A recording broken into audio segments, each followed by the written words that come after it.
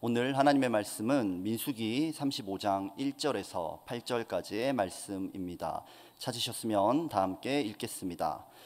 여호와께서 여리고 맞은편 요단 강가 모압 평지에서 모세에게 말씀하여 이르시되 이스라엘 자손에게 명령하여 그들이 받은 기업에서 레위인에게 거주할 성읍들을 주게 하고 너희는 또 그 성읍들을 두르고 있는 초장을 레위인에게 주어서 성읍은 그들의 거처가 되게 하고 초장은 그들의 재산인 가축과 짐승들을 둘 곳이 되게 할 것이라. 너희가 레위인에게 줄 성읍들의 들은 성벽에서부터 밖으로 사방 1000규빗이라.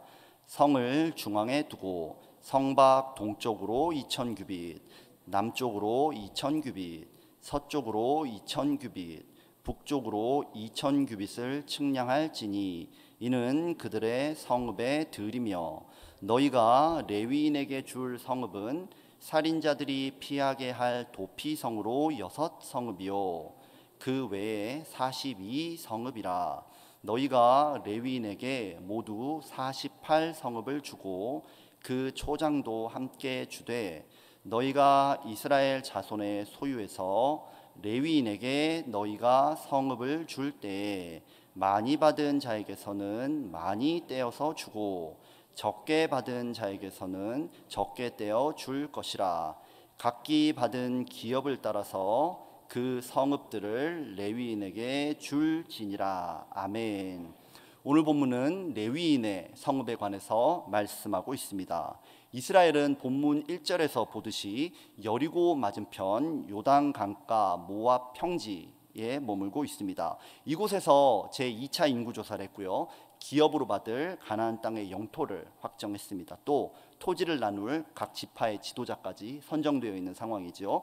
이제 저 요단강만 건너게 되면은 약속의 땅입니다. 우리가 이민생활 5년 만에 새 차 사면 굉장히 감격스럽잖아요. 그리고 이민생활 10년 만에 내 사업장을 마련했다.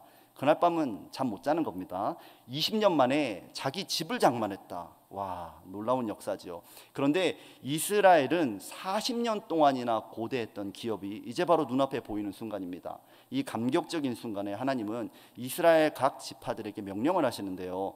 도피성 6곳을 포함해서 총 48개의 성읍을 레위인에게 줘라, 이렇게 말씀하고 계십니다. 이 말씀은 그 당시 이스라엘 백성들에게 어떤 의미로 다가왔을까요? 또 이 시대를 승리하고자 하는 우리에게는 어떤 의미가 있는 것일까요? 저는 오늘 레위인에게 줄지니라 라는 제목으로 하나님께서 우리에게 주시는 은혜를 나누고자 합니다.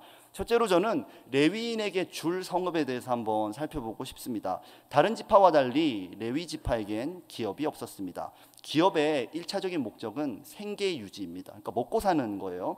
그런데 레위인들은 하나님의 거룩한 직무를 수행하는 대가로 이스라엘 백성들의 11조를 받기 때문에 일단 소득이 자연적으로 생기게 됩니다. 그러니까 생계 문제가 일단 해결이 되지요. 민수기 18장 24절의 말씀을 우리 함께 읽어보겠습니다. 이스라엘 자손이 여호와께 거제로 드리는 11조를 레위인에게 기업으로 주었으므로 내가 그들에 대하여 말하기를 이스라엘 자손 중에 기업이 없을 것이라 하였노라. 아멘. 비록 기업은 없지만 살 집은 필요하죠. 그러니까 레위인의 성읍이 있어야 됩니다. 또 11조로 받은 가축들을 쳐야 되니까 초장도 필요했습니다.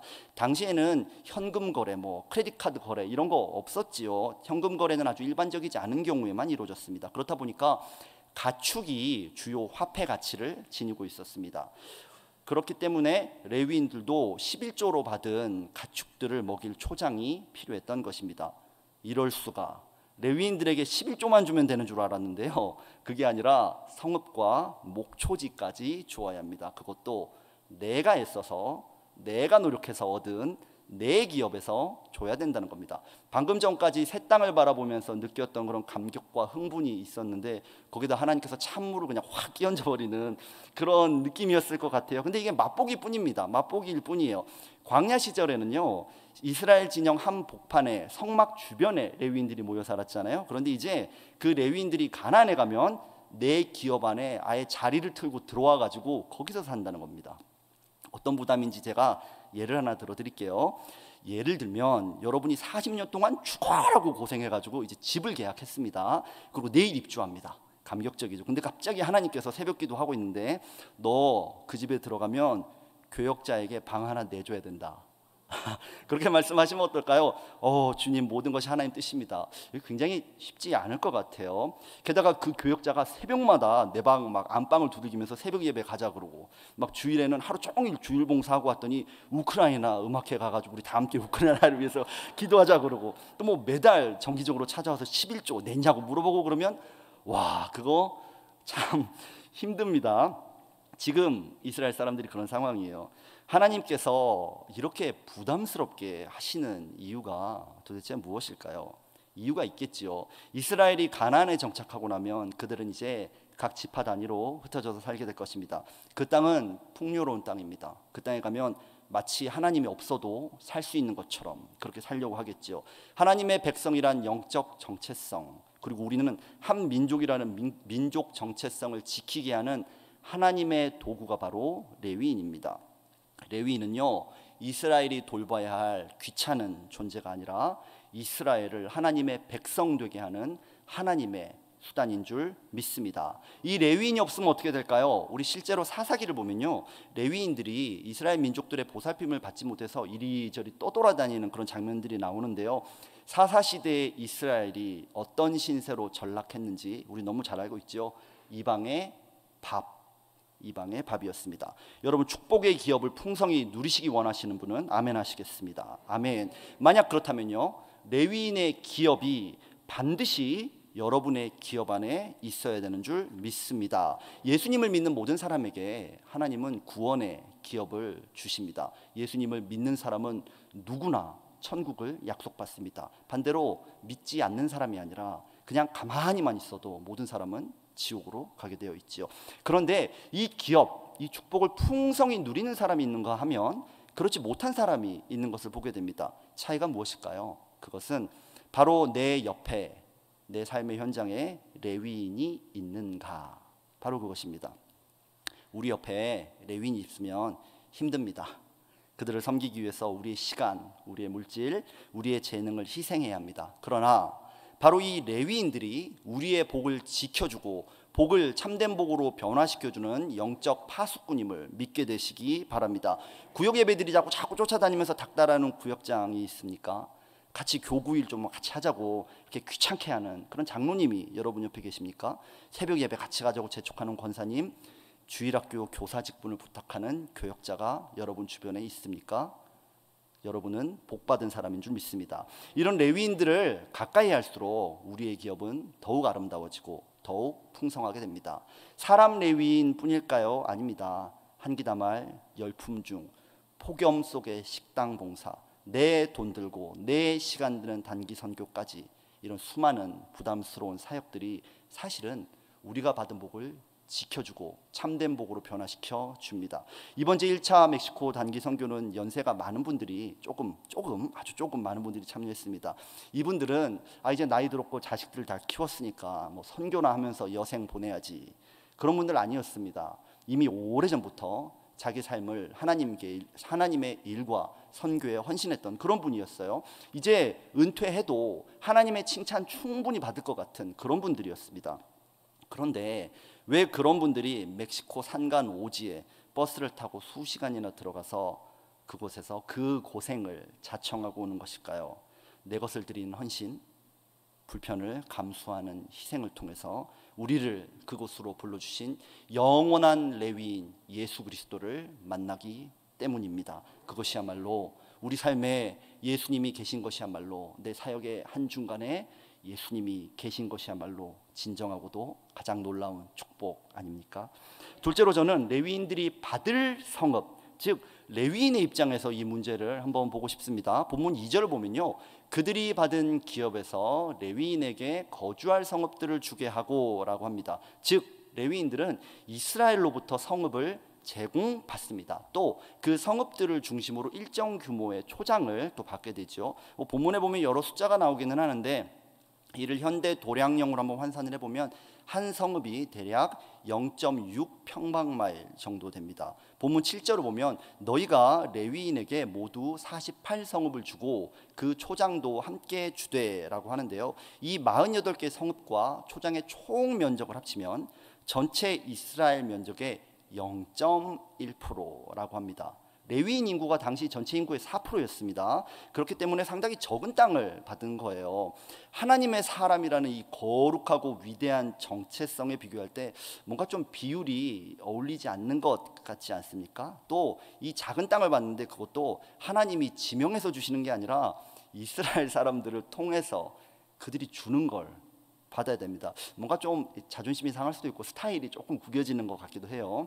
레위인은 유월절 어린 양의 피로 구원받은 이스라엘의 장자를 대신하는 영적인 장자입니다. 하나님의 일을 위해서 특별히 구별된 놀라운 사역자들입니다. 그런데 이토록 거룩하고 놀라운 영적 정체성에 비교할 때 이들이 받고 있는 대우가 조금 별로지요.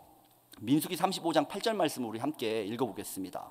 너희가 성읍을 줄 때에 많이 얻은 자에게서는 많이 취하여 주고 적게 얻은 자는 적게 취하여 줄 것이라. 레위인이 잘 될 수 있는 방법은 딱 한 가지밖에 없습니다. 백성들이 복을 받아야 됩니다. 그러려면 말씀을 잘 가르치고 예배를 잘 드리도록 해야 되겠죠. 백성들의 영혼이 잘 되어야 범사가 잘 되고 강건해집니다. 바로 여기에 레위인의 비밀이 숨겨져 있습니다. 하나님이 레위인의 삶을 책임져 주겠다 이렇게 말씀하셨던 건 뭐냐면요, 레위인들이 자기 필요를 하나님으로부터 마음껏 뜯어가라, 그 뜻이 아닙니다. 내게 맡겨주신 땅을 하나님의 말씀과 예배로 복되게 해서 그것을 누리라는 것입니다. 우리의 삶도 이와 같지 않습니까? 레위인이 어린 양의 피로 구원받은 장자를 대신의 뜻이요, 그리스도인은 예수님의 피로 대속함 받은 영적 장자로 이 세상을 섬기는 존재입니다. 그리스도를 주인으로 모시는 그 사람은요, 자기 능력, 자기 실력으로 잘 먹고 잘 살기를 포기한 사람입니다. 하나님의 말씀으로 자기에게 맡겨진 기업을 복되게 해서 그것으로 사는 사람이 그리스도인인 줄 믿습니다. 눈에 보이는 현실 척박하고 힘들고 문제투성이일 수 있어요. 그러나 그럼에도 불구하고 우리를 부르신 주님은 위대한 분이시기 때문에 우리의 진짜 정체성은 하나님이 기업되시는 거룩한 축복의 장자입니다. 저는 이번 단기 선교팀이 바로 그 거룩한 레위인들이었다고 믿습니다. 다른 선교도 마찬가지겠지만 우리도 참 많이 고생했습니다. 매일 버스 타고 산간오지로 들어갔습니다. 의료, 한방, 미용 사역에 사람들이 너무 많이 몰려들어가지고요, 뭐 잠깐 앉아서 쉬는 건 고사하고 밥 먹을 시간도 없었습니다. 그래서 뭐 화장실 앞에서 이렇게 접시 들고 막 먹고 그랬는데요. 어린이 사역과 현지인 예배, 와, 아이들이 막 그 교회 그 지어진 문을 열고 들어오는데 그때 어린이 사역을 하고 있는 저로서는 참 아이들의